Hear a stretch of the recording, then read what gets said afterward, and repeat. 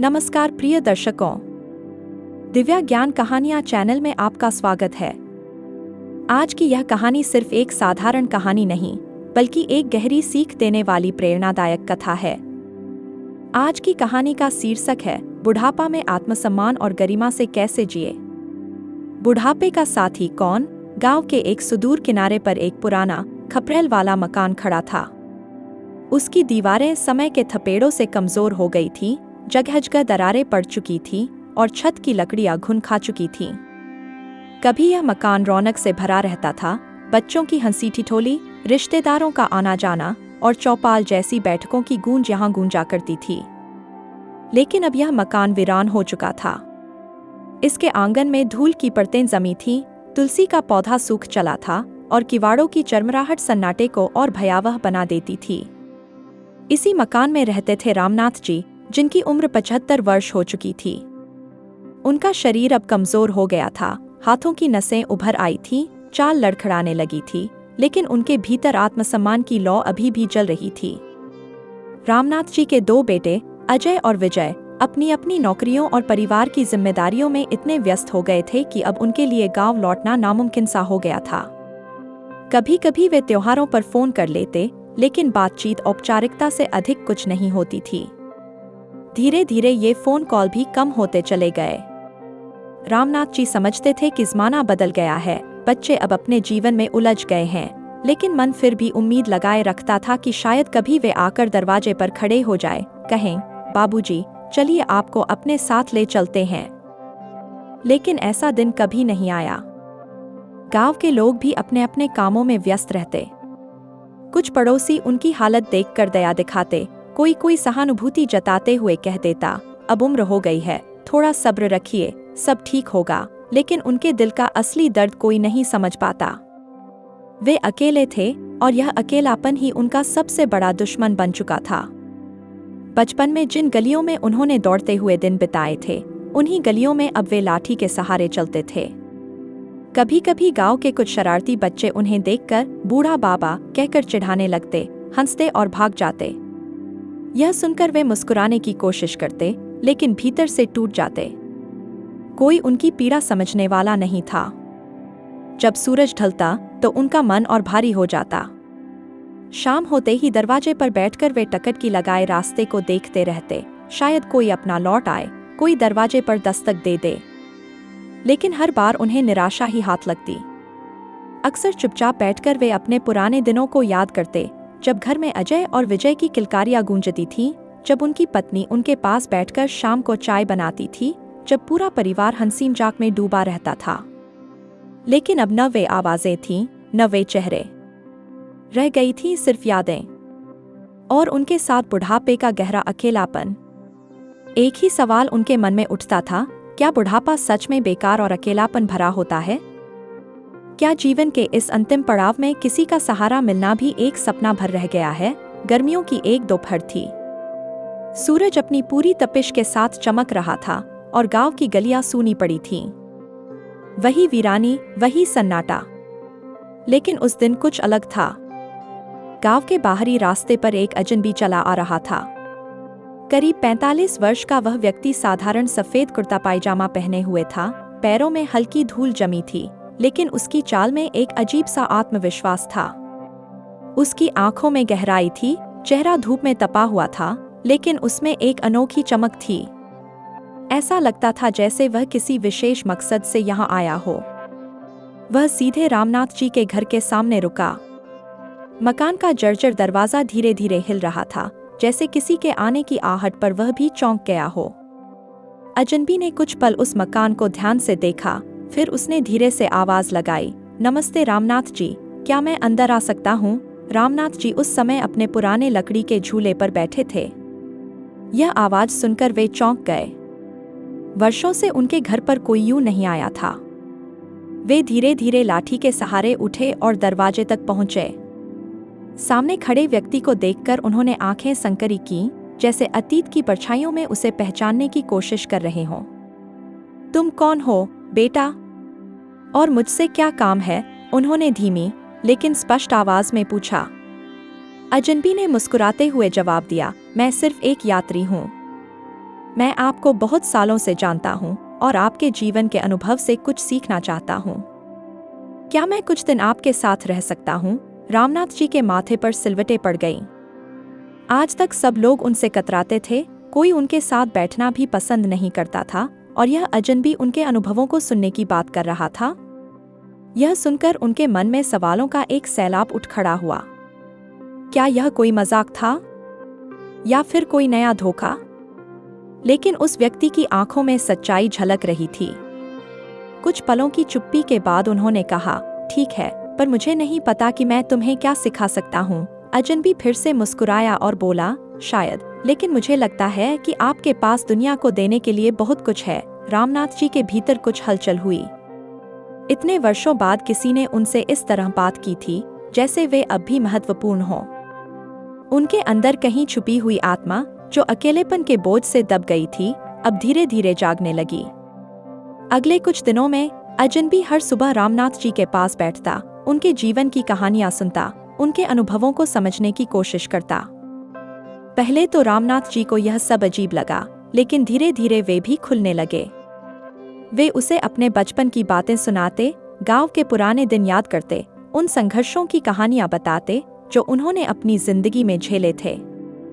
गांव के लोगों को यह देखकर हैरानी होने लगी।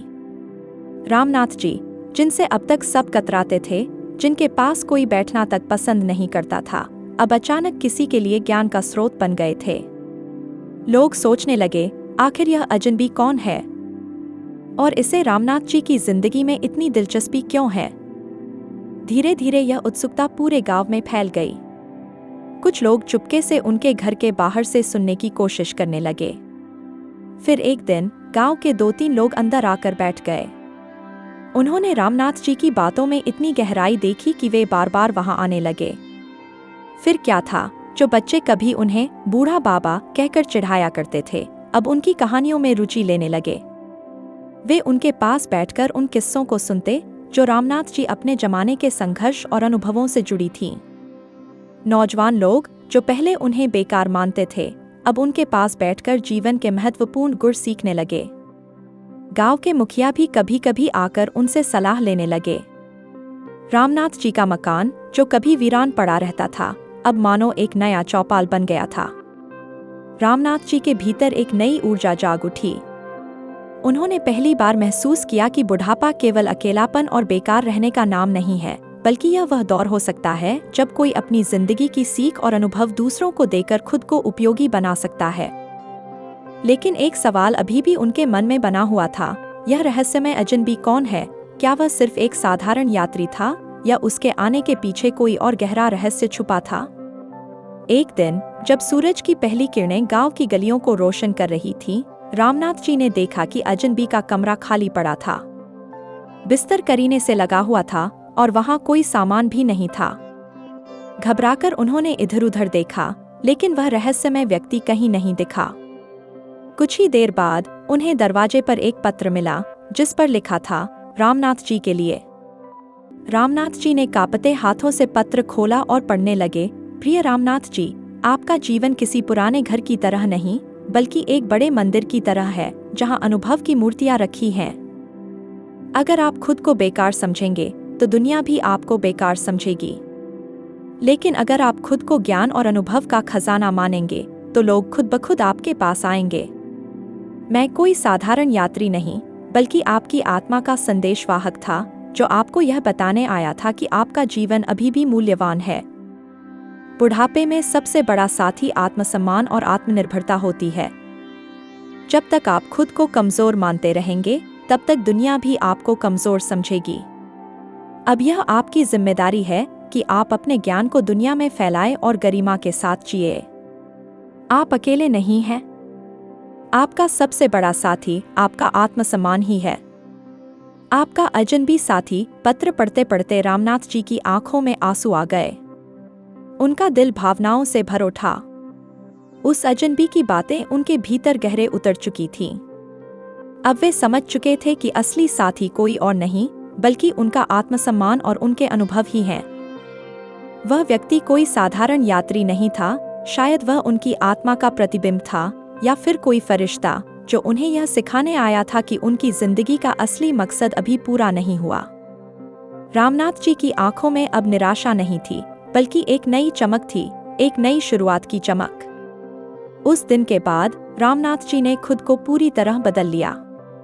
उन्होंने अब खुद को किसी पुराने जर्जर मकान की तरह नहीं देखा, बल्कि एक ऐसे मंदिर की तरह समझा जहां ज्ञान और अनुभव की पूंजी सुरक्षित थी। उन्होंने अपने घर के बाहर एक गुरुकुल की तरह चौपाल शुरू की, जहां वे गांव के बच्चों को शिक्षा देने लगे। वे उन्हें पुराने समय की कहानियां सुनाते, नैतिक मूल्यों की शिक्षा देते और जीवन के महत्वपूर्ण पाठ पढ़ाने लगे। पहले जो बच्चे उन्हें बूढ़ा बाबा कहकर चिढ़ाते थे, अब वे श्रद्धा से उनके पास बैठकर कहानियां सुनते थे। युवा जो पहले उन्हें बेकार समझते थे, अब उनके पास बैठकर मार्गदर्शन लेने लगे। गांव की महिलाएं भी उनके पास आकर जीवन की परेशानियों पर सलाह लेने लगीं। धीरे धीरे गांव में एक बदलाव आने लगा। रामनाथ जी अब अकेले नहीं थे, वे पूरे गांव के मार्गदर्शक बन चुके थे। एक दिन यह खबर शहर तक पहुंच गई। अजय और विजय, जो अपने पिता को अकेला छोड़ चुके थे, जब उन्होंने सुना कि उनके पिता अब गांव के सबसे सम्मानित व्यक्ति बन चुके हैं, तो उनके मन में पश्चाताप की लहर दौड़ गई। वे तुरंत गांव पहुंचे। जैसे ही वे अपने पिता के पास आए, उनके चेहरे पर ग्लानि और आंसू थे। वे दोनों पिता के चरणों में गिर पड़े और बोले, पिताजी, हमें माफ कर दीजिए। हमने सोचा कि आप अकेले हैं, लेकिन आप तो पूरे गांव के सबसे प्रिय व्यक्ति बन गए हैं। क्या आप हमारे साथ चलेंगे? रामनाथ जी ने अपने बेटों की आंखों में पश्चाताप देखा। वे जानते थे कि अब उनके बेटे बदले हुए हैं, लेकिन उन्होंने मुस्कुराते हुए सिर हिला दिया और कहा, नहीं बेटा, अब मैं यहाँ खुश हूँ। मैंने अकेले रहने की बजाय जीवन को सार्थक बनाना सीख लिया है। जब तक यह गांव मुझे चाहता है, मैं यहीं रहूंगा। लेकिन हाँ, अब तुम मुझसे फोन पर नहीं, बल्कि आमने सामने मिला करोगे, यह मेरा वादा लो। अजय और विजय की आंखों में आंसू थे, लेकिन वे अपने पिता के इस नए रूप को देखकर गर्व महसूस कर रहे थे।